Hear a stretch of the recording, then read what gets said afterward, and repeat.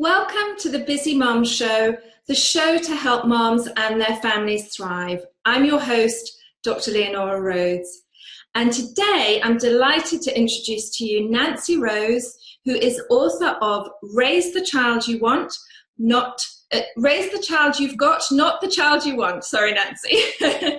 And we're going to be talking about acceptance in the parent-child relationship. But before I introduce Nancy further, I'd just like to tell you a little bit about the concept of the show. I have just launched a book called Beyond Soccer Mom, Strategies for a Fabulous Balanced Life. And Beyond Soccer Mom is the best of what I've learned in over 20 years as a physician, coach, neuroscience expert, and busy mom. And Beyond Soccer Mom is full of strategies to help mothers and their families live a better life. And there's a little bit in there on parenting, but just a very small amount. And following on from the book, I wanted to interview other experts to help moms and their families thrive. And so my guest today is Nancy Rose, and Nancy has been studying acceptance in the parent-child relationship for over 25 years, and she is an author, speaker, and parent coach. So welcome, Nancy. Thanks for coming on the show. Thank you, Leonora. I'm so happy to be here. Like minds, Yes. we're very much on the same page. We certainly are. So Nancy, tell us a little bit about your book and what inspired you to write it. Well, I know what it feels like to grow up and not be accepted by your parent. I know what kind of pain that causes, and I know the wounds that it creates that really can last a lifetime, because I grew up that way. And I was able to heal with my mother, which was really a remarkable occurrence, because so many people who have a disconnect with a parent never have that opportunity to go back and open their hearts and really heal. And I had that opportunity, and it was so powerful. And my own mother, who caused me quite a bit of pain growing up, was able to help me so much when I became a mother. Mm-hmm. She helped me break some patterns that had been passed down many generations, as these things tend to do, and recognize how much my first son was like me. And if I hadn't been able to break that legacy of lack of acceptance, I so easily could have walked down the same path as my mother. And, you know, when you become a mother yourself, as I'm sure you can relate to this, things change so dramatically. And the idea that I could cause my son pain in the way that I had experienced with my own mother, the thought of that was so compelling and so horrific to me that I vowed at that point, and that was about 27 years ago, I vowed I would do everything in my power to understand this issue of acceptance and make sure that I understood who he was and accepted him for who he was. Wow, that's a remarkable story. And you're so right. So many people repeat the patterns that happened to them as children without ever stopping and saying, you know, I don't want anybody else to experience that. So it's really remarkable that you did that, and that you pass on the legacy of that understanding to future generations is an amazing gift. So that's great. So I've read a lot of parenting books from those very first ones when you're about to give birth through to, I have 2 teenagers now. Tell me, how is your book different from many of those? I'm sure you've read many of them too, from those other parenting books. Of course, as a parent myself, I read voraciously because I was always looking for help. And of course, when I decided to write this book, I did a tremendous amount of research. And what inspired me to write this, partially what inspired me to write this book, is that I felt like none of the parenting experts were really focusing on acceptance. And it seemed to be the missing link, in my opinion. And so I started really looking at that. Now, in modern day, well, let me back up. Acceptance of who we are at our core is a fundamental human need. Every one of us longs to be seen and accepted as we are.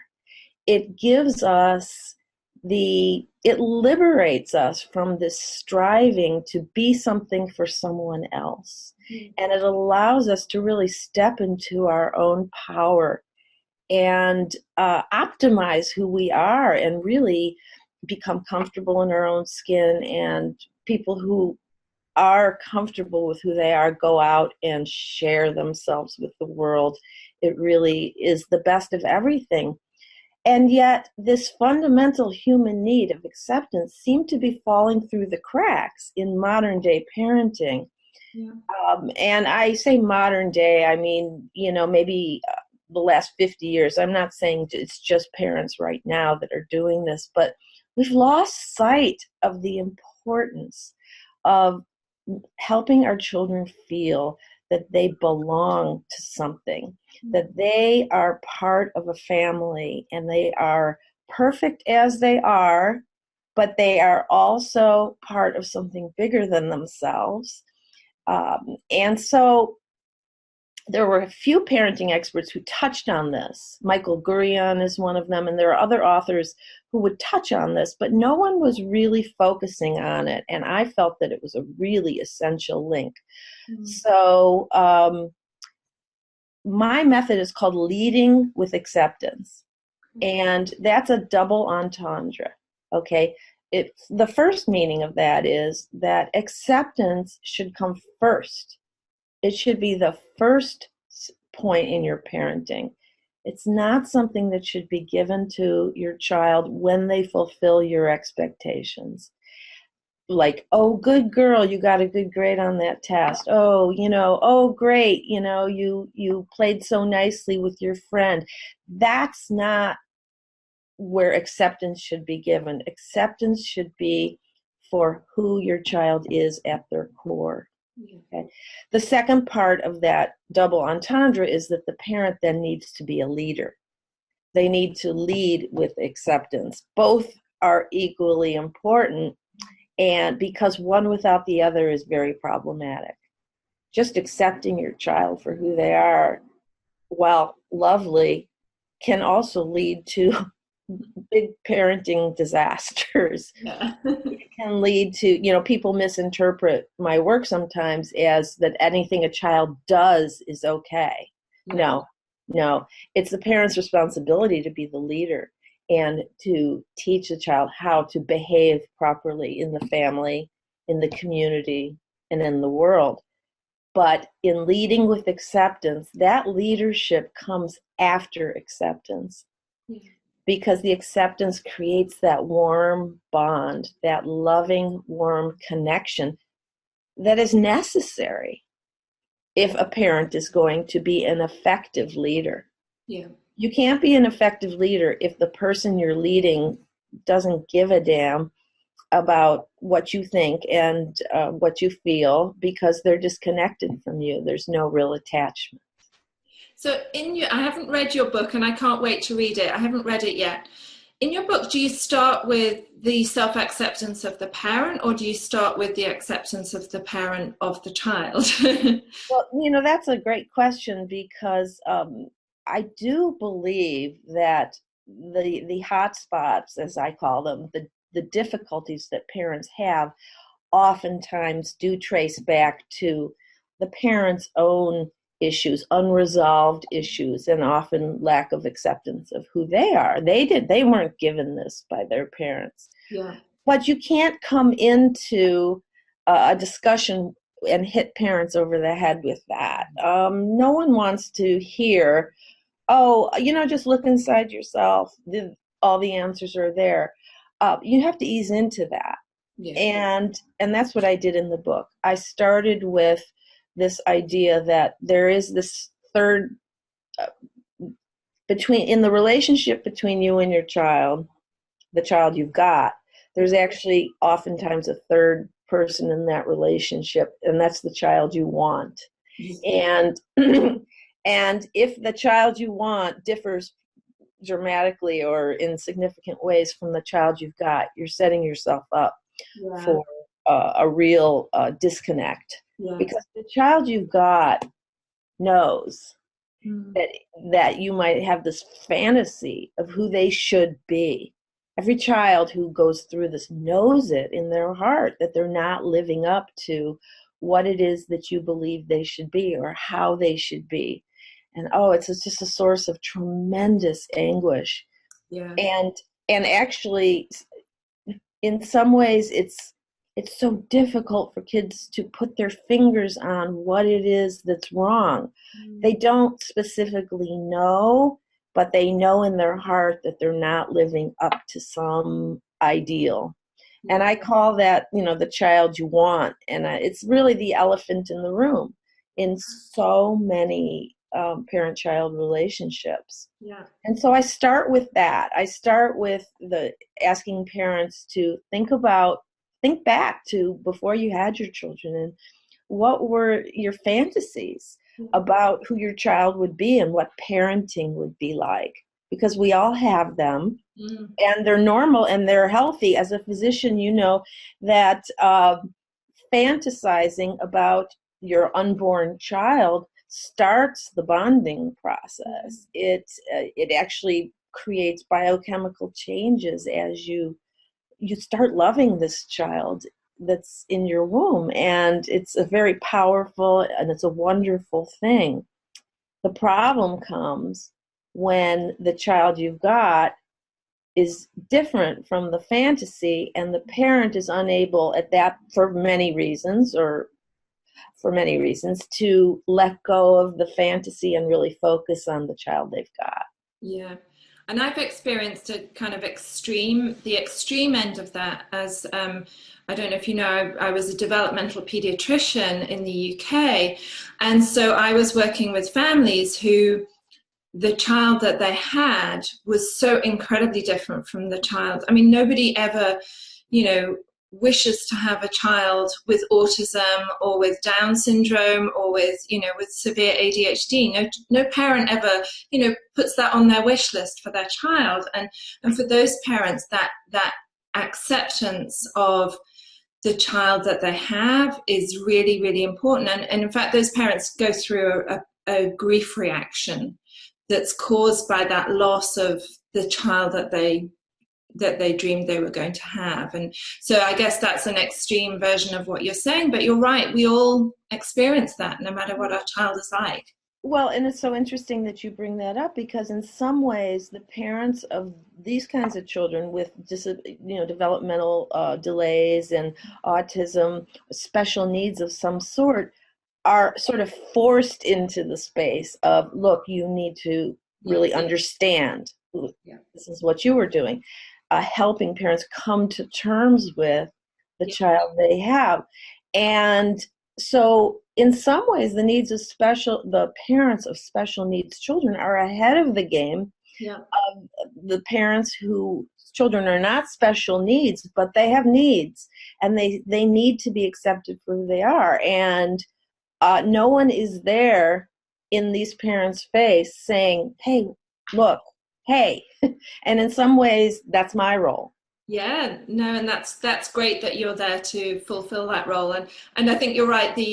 When I worked with all of the families with special needs children, it was often their neurotypical child, their child who didn't have a disability, who would cause them the most anguish in some ways, as you say, because for the special needs child, it was so obvious that there was a difference and that their child was not going to be the child that they thought they were going to have. But their other children who were just being normal kids were the ones that were more difficult to relate to because, Right, because the parents are not letting go of expectations. Those kids. And I want to make a point here, Leonora, that I'm not blaming parents for not understanding who their children are, because there really hasn't been an easy way for them to know. And so what I one of the reasons I wrote the book is to give parents an easy to understand framework for understanding these are the temperament characteristics that children are born with, that you can't change. Although you can help them optimize these traits, but you can't change. And so I call that the 9 traits of the core self. And I'm sure you want to get into that at some point. But so parents didn't have an easy enough way to know, is this just bad behavior, or is this something that, this is my special needs child. This is who my child is. Yes. Can I ask you, do you find that most difficulties within a parent-child relationship, do they come more from when parents are very alike their child or very different? They happen for both reasons. Okay. Yeah. And when they're very different, it's easy once parents do the assessment that I give them, where they assess their child in each of the 9 traits, and they plot them on a gradient, and then they assess themselves, self-assess, and they compare where their child is and where they are on each of these 9 traits. And that is often when they're far apart on a particular trait, that is often all that's needed for the parent to say, oh, okay, I understand why this rubs me the wrong way, or that I need to stop nagging and start leading, here. So, for instance, in intensity, that's one of the 9 traits. A parent who is a low intensity parent, someone with a very sort of mellow temperament who doesn't feel their feelings very real strongly. There's more self-contained. With a child who's very intense, who makes sure that everyone knows, they don't have a choice, but everyone knows exactly how they feel about everything all the time. And that parent and child may have been clashing, because the parent may think or even say, unfortunately, why do you have to make such a big deal about everything? Can't you just go with the flow? And it's a real source of conflict between the parent and child. But once that parent sees, okay, I get that, and I'm not going to change that about my child. So there's other ways of managing it without asking them to be different.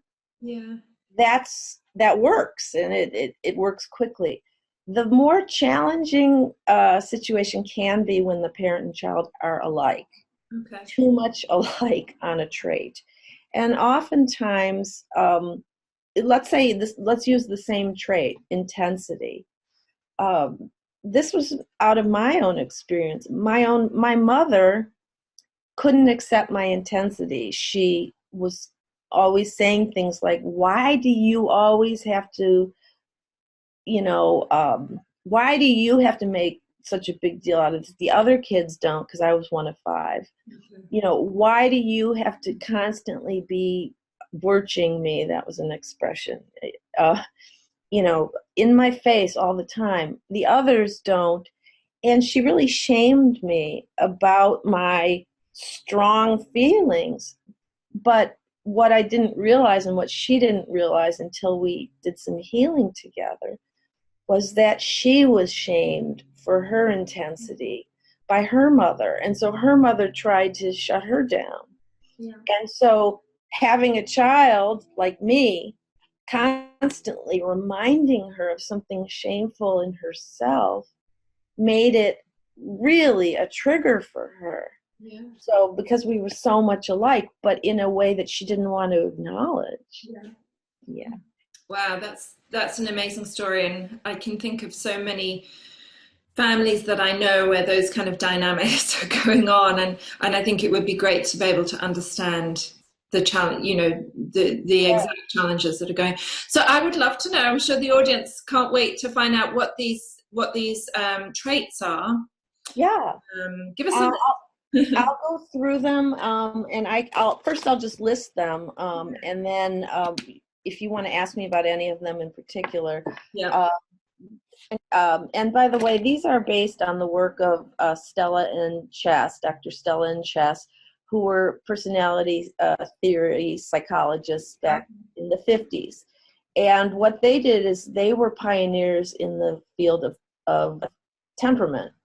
And they wanted to know, what are the things that we're born with? You know, what things cause our personality to be a certain way, and what are the things that develop later? Yeah. So they studied many, many people across many cultures. Mm-hmm. I think it was a 50-year study, and they found that there were basically 9 traits that were stable across all cultures. Oh. And they were stable during a person's lifetime. So if you were low intensity is one of them. If you were low intensity as a baby, that wasn't going to change much. Now you might start through management and life experience, tweak that, but it's pretty stable over the lifetime. Yeah. So, and I changed the names of some of these traits to make them very user-friendly for parents. Okay. So the first one is activity level. And the second is adaptability, distractibility, ease with the unfamiliar. Okay.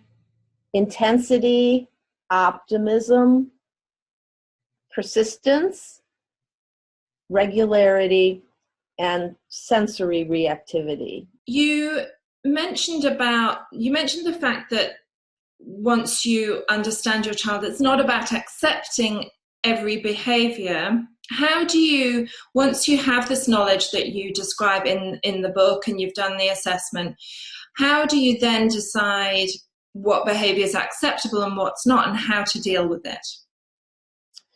Well, what behavior is acceptable and what behavior is not acceptable is completely up to every parent. And that is, I don't tell a parent, oh, you know, you have to teach your child not to use this word, or I don't. This is the beauty of leading with acceptance, is that these decisions are up to you. What is proper behavior in your family is based on your morals and your values and the society and the culture that you live in. And you make those choices, but as a parent. But a parent makes those choices as a leader, and they need to know that when you make these choices, you are leading your child in some way.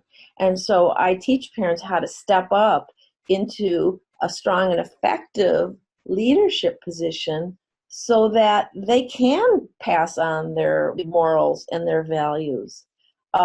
When they step up in the acceptance part and create that warm, connected attachment with their child, and in the leadership part, well, most children are going to want to adopt the values and the morals of their parent if they have this strong, connected relationship with them. Why wouldn't they? They admire their parents. Yes. And so the problems come in. A child is going to defy their parent and perhaps discard, you know, the values that their parent holds dear if that attachment, if that acceptance is not there. Okay. Yeah. So it's up to every individual parent or 2-parent, you know, groups to decide this is acceptable and this is not. And in leading with acceptance, I'll give you just an example of how you might verbalize that to your child. That'd be great.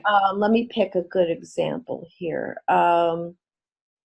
Well, let's talk about adaptability, okay? And adaptability is the flexibility or resistance a child has or a person has to changes in routines, places, plans, things like that. And so you know, every mother knows that children are born, some are born so adaptable, and they just completely, wherever they are is fine as long as they're with mom, you know, they're happy. And the parents travel through Europe with them in a backpack, you know, when they're 8 months old and and have a ball. And then other parents like me go, "What? You're kidding." I can't even imagine, because your child is so low in adaptability. Yeah. So in leading with acceptance, you might have this conversation with a child, of course, as developmentally appropriate. Yeah. Trevor, I understand that when you find something that you like, you want to do that over and over and over. I get that. I mean, that's what makes you you, and I appreciate that about you. And then here's the magic phrase in leading with acceptance. At the same time, okay, which tells someone that two things can be true at the same time. You can be this way, and I accept it. But at the same time, you're part of a family, and I can't leave you behind, and we are going to the museum. So, or this is our choice of what we're doing today, and I know that's not your first choice, or I know we had to change our plans. Mm. So how can we come up with some strategies that will help you? See, so you're acknowledging that this is the child in the family that, has meltdowns everywhere, right? Yeah. And sort of carries a lot of this resentment of the other family members for being that way. Yeah. It's pretty normal when you have a child like this. But here you're acknowledging, I understand that it's hard for you to do certain things that aren't hard for us. Yeah. Okay? But, you're part of this family, and let's come up with some strategies. So you do need to go along with us. Let's come up with some strategies. Would it help if we did this? So this child would then feel, okay, I'm not wrong for being how I am. Yeah. I just am how I am. And, mom and dad get that. And it just is, it doesn't, put all the resentment onto that child. Yeah. And it helps the other children, those easygoing, highly adaptable children, the siblings, from feeling like they're perfect, right? Because they're just like mom and dad. Of course, we'll go to 5 museums or whatever. And it helps them understand, it helps them be tolerant. And it helps them help their sibling. We're all in this together. Yeah. That's great. I love that, and I think you're right. Children very easily feel criticised and blamed, and and resented if their behaviour is different from the rest of the family. I love that way of accepting that, and and saying, however. Right, because a child who has a very low adaptability, well, that's fine. They were born that way. Yeah, I get that. But they won't be very effective in the world if they don't start learning strategies about how to manage that. Yes. So a child like that's never going to be like a tour guide for 82 countries or whatever. That was just off the top of my head. But they will be able to self-soothe when there are changes in plans. They will learn how to do, talk to themselves and saying, okay, I can do this. They'll learn strategies. Yeah, that's great. Yeah. Well, that's all we've got time for today. Thank you so much for your wisdom, and I really can't wait to swap books with you. Yes. So thank you, Nancy, for being on the show. Do you have a website that you'd like to share with us just before we finish? I do, and in fact, parents can go on the website and opt into my list, which will give them the opportunity to download a really nice special report about these 9 traits. It's a great introduction before you get the book, or if you aren't going to get the book, just these 9 traits and the descriptions and examples. So my website is www.nancyjrose.com. That's great, and that's a very generous offer that you make on the website. I can't wait to get hold of that. Yeah, thank you so much. So thank you, Nancy. So to the audience, if you enjoyed this video, please like, share and subscribe. And if you'd like to see more Busy Mum shows, please head on over to the website, thebusymumshow.com, and sign up for email updates. And I urge you all to go out and start creating the dream life you just know you deserve. Bye for now.